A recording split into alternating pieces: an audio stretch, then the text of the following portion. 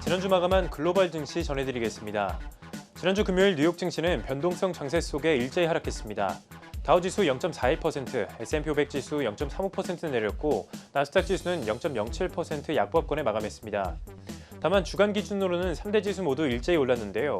다우지수가 0.4% 소폭 올랐고 S&P 500 지수는 1.3%, 나스닥 지수는 3% 상승했습니다. 시장은 부양책 협상과 백신 관련 소식을 주시했습니다. 3대 지수는 부양책 타결 기대감에 상승 출발하면서 장 초반 사상 최고치를 경신하는 등 분위기가 나쁘지 않았었는데요. 저는 FDA 자문기구가 모더나 백신의 긴급 사용 승인을 권고한 것도 상승에 힘을 보탰습니다. 하지만 장 후반으로 갈수록 부양책 협상이 진전을 보이지 않다가 결국 지연되면서 결국 3대 지수는 일제히 하락 전환했습니다.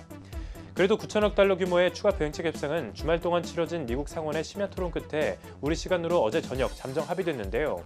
부양책 관련 불확실성이 일단락된 만큼 이번 주 글로벌 증시에 어떻게 반영될지 지켜봐야겠습니다. 한편 3대 지수가 일제히 하락하면서 11개 섹터도 등락이 엇갈렸는데요. 자재와 생필품 섹터가 소폭 상승한 가운데 부동산과 에너지 섹터가 1.8%, 1.6% 각각 내리면서 일날 하락을 주도했습니다. 이어서 금요일장 특징주 살펴보겠습니다. 테슬라가 S&P 500 지수 편입 기대감에 6% 가까이 오르면서 결국 사상 최고치를 또다시 경신했습니다. 테슬라는 지난주 편입 기대감과 차익 실현 움직임으로 변동성 장세를 보였는데요. 우리 시간으로 오늘 밤 개장부터 S&P 500 지수의 첫 거래를 시작하게 됩니다.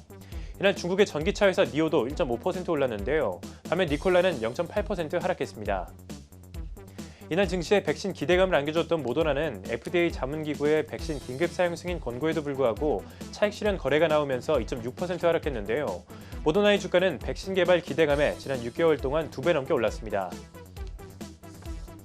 한편 에어비앤비가 이날도 6.9% 급등하면서 3거래일째 상승했는데요. 월가에서는 에어비앤비가 온라인 여행 분야에서 독보적인 선두주자라고 평가하며 향후 전망이 긍정적이라는 분석을 내놨습니다. 도어대시도 이날 7.8% 급등하면서 최근 하락세에 대한 반등이 나왔는데요. 다만 도어대시는 상장 이후 꾸준히 하락했기 때문에 이날 급등에도 불구하고 아직 상장 첫날 시초가 182달러 대비 한참 아래에 머물러 있습니다. 데이터 분석 소프트웨어 기업인 팔란티오는 지난 9월 기업 공개 이후 주가가 고공행진을 이어오고 있는데요. 이날 월가의 매도 의견이 나오면서 4.6% 하락했습니다. 크레디트 스위스는 팔란티오의 주가가 지나치게 고평가됐다면서 투자 등급을 중립에서 비중 축소로 낮추고 목표가는 17달러로 측정했습니다.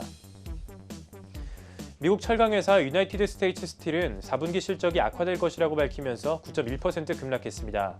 월가에서는 57센트의 주당 순손실을 기록할 것으로 봤는데 US 스틸 측은 85센트의 주당 순손실을 예상한다고 밝혔습니다.